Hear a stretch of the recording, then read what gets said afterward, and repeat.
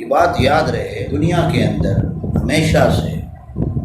دو طاقتیں موجود رہی ہیں جنہیں اللہ رب العزت نے قرآن مجید کے اندر حق اور باطل کا نام دیا ہے، اور دونوں طاقتوں کا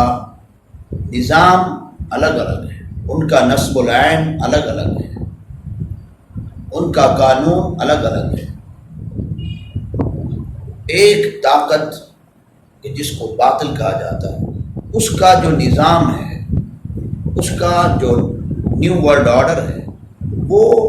ظلم پر مبنی ہے، زیادتی پر مبنی ہے، جبر پر مبنی ہے۔ اس کا نیو ورلڈ آرڈر یہ ہے کہ فقط اور فقط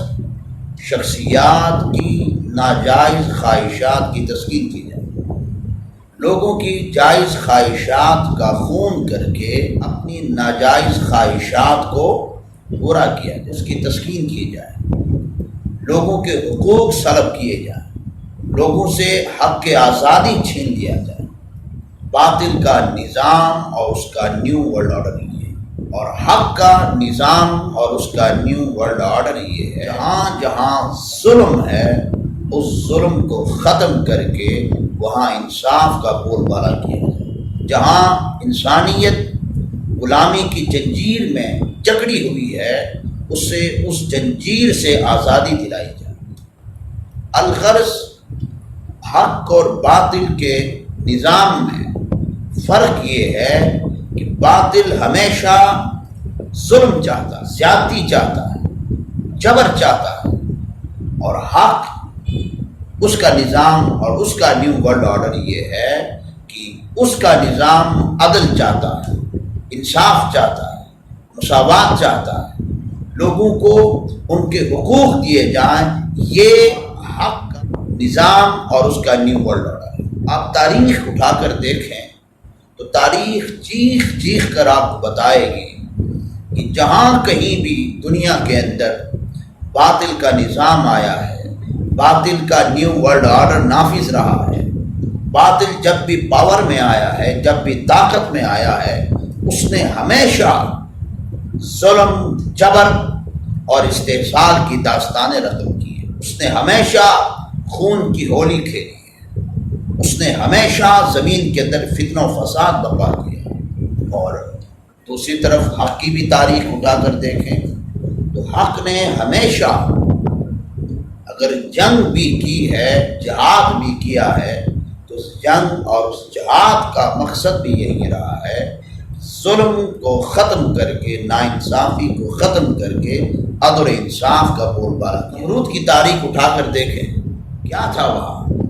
ایک طرف نمرود کا نیو ورلڈ آرڈر ہے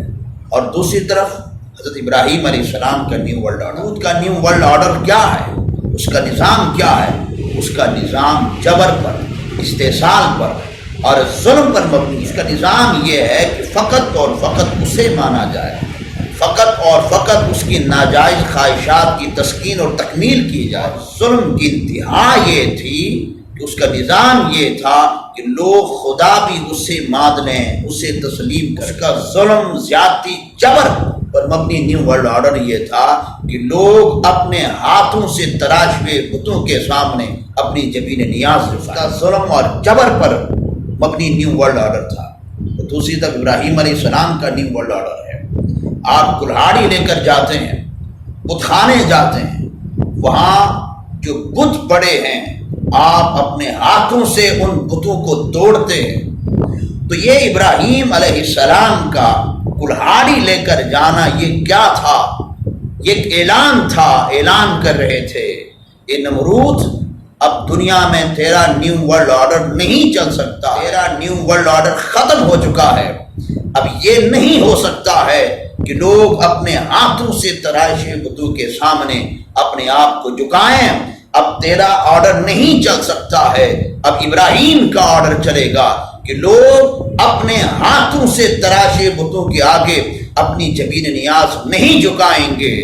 وہ فقط اور فقط رب کائنات کے آگے اپنی جبین نیاز جھکائیں گے۔ تو ابراہیم علیہ السلام کا کلہاڑی لے کر جانا اعلان تھا کہ نمرود کا نیو ورلڈ آرڈر نہیں چل سکتا ہے، چلے گا تو ابراہیم کا نیو ورلڈ آرڈر چلے گا۔ بت پرستی نہیں ہوگی، خدا کی توحید کا ڈنکا بجے، خدا کی توحید کا علم بلند ہوگا، لوگ اللہ کے حضور اپنی جبین نیاز جھکائیں گے۔ ابراہیم علیہ السلام اپنا نیو ورلڈ آرڈر نافذ کرنے کے لیے کلہاڑی لے کر بت خانے جا رہے تھے، یہ سلسلہ چلتا رہا۔ حجت الوداع کا موقع ہے، تاجدار کائنات خطبہ حجت الوداع ارشاد فرما رہے ہیں، اور اس خطبہ حجت الوداع میں آقا علیہ الصلوۃ والسلام اعلان کر رہے، لوگوں سنو، آج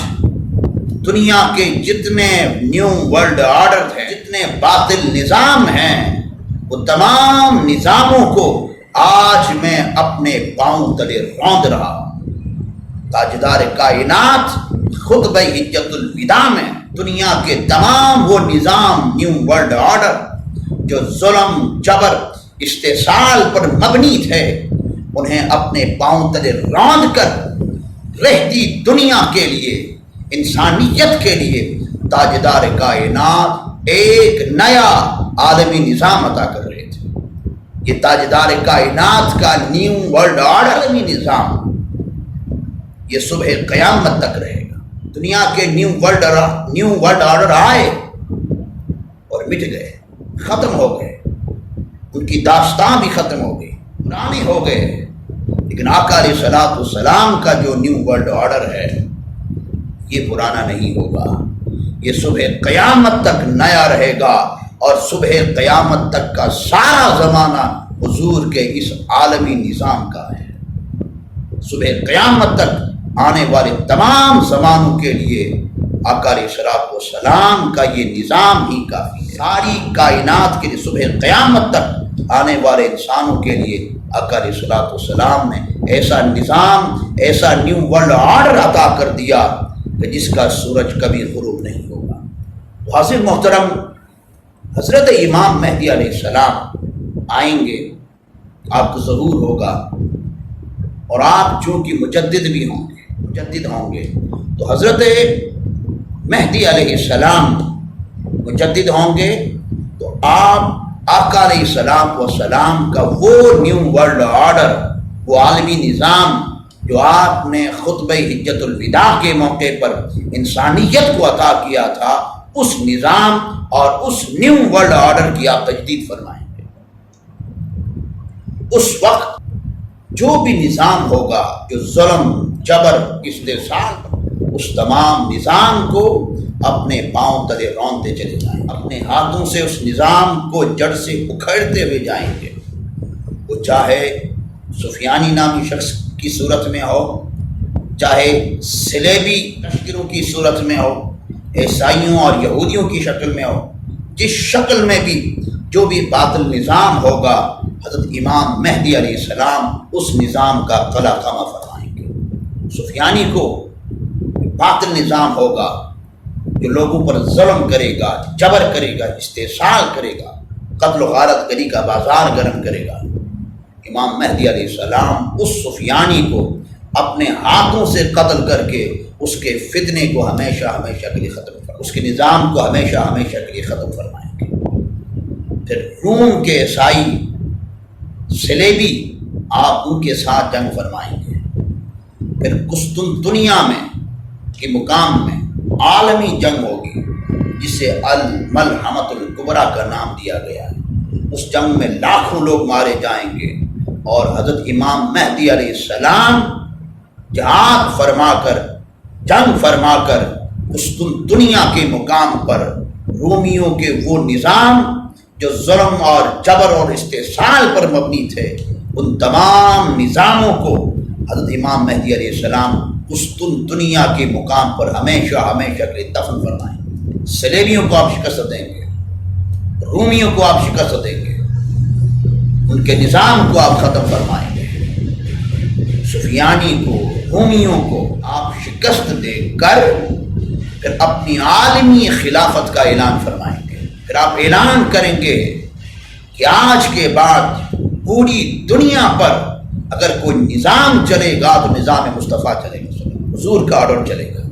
تاجدار کائنات کے نیو ورلڈ آرڈر کی ایسی تجدید فرمائیں گے کہ ساری کائنات میں آپ کی حکومت حکومت اور آپ کی بادشاہت کے سائے تلے تاجدار کائنات کا نظام دنیا میں نافذ ہو جائے۔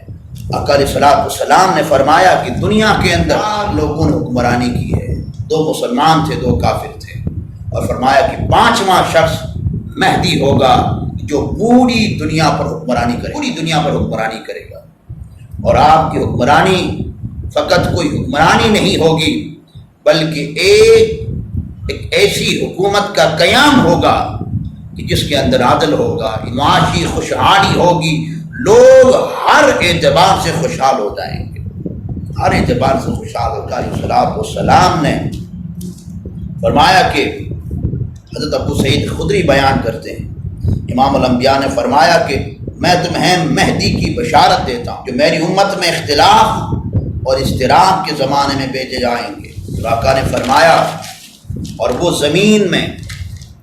عدل و انصاف کو عام فرمائیں، زمین کو عدل و انصاف سے بھر دیں گے، جس طرح آپ کی آمد سے پہلے ظلم اور جور سے بری ہوئی تھی۔ فرمایا کہ ان سے آسمان والے بھی خوش ہوں گے، زمین والے بھی خوش ہوں گے۔ اور تاجدار کائنات صلی اللہ علیہ وسلم نے فرمایا کہ عدل و انصاف ایسا ہوگا کہ حضرت امام مہدی علیہ السلام لوگوں کو جو مال عطا کریں گے کوئی امتیازی سلوک کے ذریعے عطا نہیں کریں گے، بلکہ آپ کا مال اور آپ کی تقسیم کاری اس انداز سے ہوگی کہ آپ یکساں طور پر سب کو مال عطا فرمائیں گے، اور معاشی خوشحالی ایسی ہوگی۔ فرمایا کہ اللہ تعالیٰ ان کے دور میں میری امت کے دلوں کو استغنا اور بے نیازی سے بھر دے گا، انصاف عام ہوگا۔ آقا نے فرمایا کہ منادی اعلان کرے گا، کسی کو مال چاہیے، کسی کو کچھ چاہیے، اعلان ہوگا، عام اعلان ہوگا، کس کو کیا چاہیے بتائے۔ آقا نے فرمایا کہ لوگوں میں سے صرف ایک شخص اٹھے گا کہ مجھے مال چاہیے، اسے بلایا جائے گا، کہا جائے گا اٹھا خزانے سے جو کچھ اٹھا سکتا ہے، جو کچھ چاہیے اٹھا، وہ اٹھائے گا، مال اٹھائے گا جتنا اس کو چاہیے ہوگا۔ اٹھانے کے بعد پھر اس سے ندامت ہو جائے گی، شرمندگی ہوگی، وہ دل میں یہ سوچے گا کیا ان تمام لوگوں میں صرف میں ہی لالچی تھا، میں ہی حریص تھا کہ کسی کو مال نہیں چاہیے، صرف مجھے مال چاہیے۔ ندامت ہوگی، شرمندگی ہوگی، اور وہ مال واپس کرنا چاہے گا، اور خوشحالی ایسی ہوگی، عدل و انصاف ایسا ہوگا، فیاضی ایسی ہوگی، وہ واپس کرنے آئے گا، واپس کرنا چاہے گا کہ مال اب مجھے نہیں چاہیے، تو آگے سے کہا جائے گا نہیں، جسے عطا کرتے ہیں اپنی عطا کو واپس نہیں لیتے، کہ مال تیرا ہے لے جا، اسے وہ مال دیا جائے گا۔ حاضرین محترم،